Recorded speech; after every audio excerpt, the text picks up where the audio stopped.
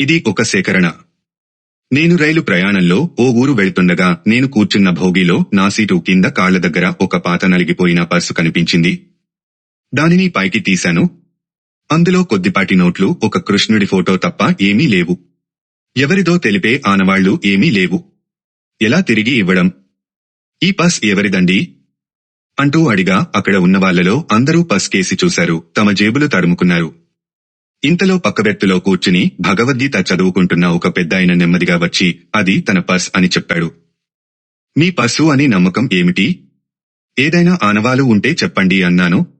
అందులో కృష్ణుడి ఫోటో ఉంటుందండి అన్నాడాయన. ఆ ఒక్క ఆనవాలు చెబితే ఎలాగండి? ఇంకా ఏదైనా చెప్పండి. మీ ఫోటో పెట్టుకోవచ్చు కదా అని అడిగాను. అప్పుడు ఆ పెద్దాయన చెప్పిన సమాధానం మన అందరికీ ఒక పాఠమే.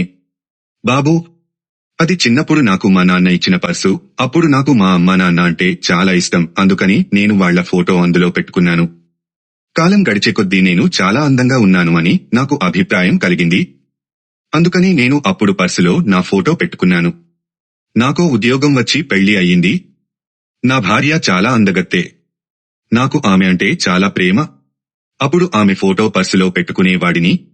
ఇంకో 2 సంవత్సరాలకి నాకు కొడుకు పుట్టాడు. వాడంటే నాకు చాలా ఇష్టం.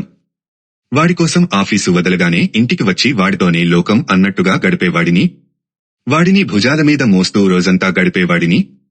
వాడిని నా పక్కనే పడుకోబెట్టుకునేవాడిని. వాడే నా లోకం. అప్పుడు పర్సులో వాడి ఫోటో పెట్టుకునేవాడిని. వాడు ఇప్పుడు అమెరికాలో ఉన్నాడు. నా భార్య 3 సంవత్సరాల క్రితం చనిపోయింది. కొడుకు నన్ను మరచిపోయాడు. నాకెవ్వరూ లేరు. ఇప్పుడు భయం వేస్తోంది. ఈ వయసులోనేగా తోడు కావాలి. అందుకని నాకు తోడుగా కృష్ణుడిని పెట్టుకున్నాను. ఆయనే నాకు ఇప్పుడు తోడు. నా సంతోషానికి ఆయన సంతోషిస్తాడు. నా విచారానికి ఓదారుస్తాడు. నాతో ఎప్పుడూ ఉండే ఆయనను ఎప్పుడో పర్సులో పెట్టుకోవలసిన నేను చాలా ఆలస్యంగా గుర్తించాను.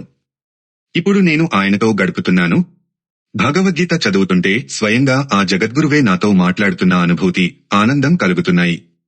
చిన్నతనం నుంచి నన్ను విడిచిపెట్టిపోయే అశాశ్వతమైన అంశాలకే ప్రాధాన్యత ఇచ్చాను తప్ప శాశ్వతమైన పరమసత్యం, ఈ భగవద్గీత అనే నిజాన్ని విస్మరించాను. జీవితం అర్ధభాగం పైగా గడిచిపోయిన తరువాత ఈ బ్రహ్మవిద్యపై శ్రద్ధ కలిగినందుకు సంతోషించాలో, కనీసం 190 మందికి పైగా ఇప్పటికీ దేవుని ఉవాచపై శ్రద్ధ లేనందుకు విచారించాలో తెలియడం లేదు అన్నాడు ఆ పెద్దాయన. ఆయన మాటల్లో ఆవేదన, ఆయన కళ్లల్లో పలుచటి నీటి చెమ్మ లీలగా కనిపించాయి. నేను మాట్లాడకుండా పర్సు ఆయనకు ఇచ్చేశా. పక్క స్టేషనులో రైలు ఆగింది. నేను దిగవలసినది అక్కడే. రైలు దిగి నెమ్మదిగా నడుచుకుంటూ వెళ్తున్న ఆలోచనలు మాత్రం వేగంగానే సాగుతున్నాయి. బయటకు రాగానే ఎదురుగా గోడపై భగవద్గీత చదవండి, శ్రీకృష్ణుని నిజభావం తెలుసుకునండి అని వ్రాసి ఉన్న బోర్డు చూసి దానిపై ఉన్న నెంబర్కి కాల్ చేసి నాకు భగవద్గీత కావాలని అడిగాను. ఫోన్ రిసీవ్ చేసుకున్న వ్యక్తి, నేనున్న రైల్వే స్టేషన్కు 20 నిమిషాల ప్రయాణ దూరంలో ఉన్నానని, మీకు ఆలస్యం అవుతుందంటే మీ అడ్రస్కు తెచ్చి ఇస్తామని చెప్పాడు. గంట సమయమైనా నేను ఇక్కడే వేచి ఉంటాను. వెళితే భగవద్గీత గ్రంథంతోనే ఇంటికి వెళ్తాను అని చెప్పాను. సుమారు 25 సంవత్సరాల వయసున్న వ్యక్తి అర్ధగంటకి బైకుపై వచ్చి నా నెంబర్కి కాల్ చేశాడు. అతనిని చూసి చెయ్యి పైకెత్తి పిలిచాను. అతను దగ్గరకు వచ్చి భగవద్గీత నా చేతిలో పెడుతూ ఆలస్యం అయ్యింది, క్షమించాలి అన్నాడు. ఆ మాటల్లో మర్యాద. నిజంగానే భగవద్గీత ఇంత సంస్కారం నేర్పుతుందా అని చిరునవ్వు నవ్వి ఆ గ్రంథం యొక్క వెల చెల్లించి ఆ వ్యక్తికి కృతజ్ఞతలు చెప్పి ఆటోని పిలిచాను. ఆ పెద్దాయన చెప్పింది నిజమే. భగవద్గీత పట్టుకుని అడుగులు వేస్తుంటే స్వయంగా ఆ దేవదేవుడే నా చెయ్యి పట్టుకుని నడిపిస్తున్నట్టుగా అనిపిస్తుంది. భగవంతుడు తప్ప నిన్ను కాపాడేవాడే లేడు.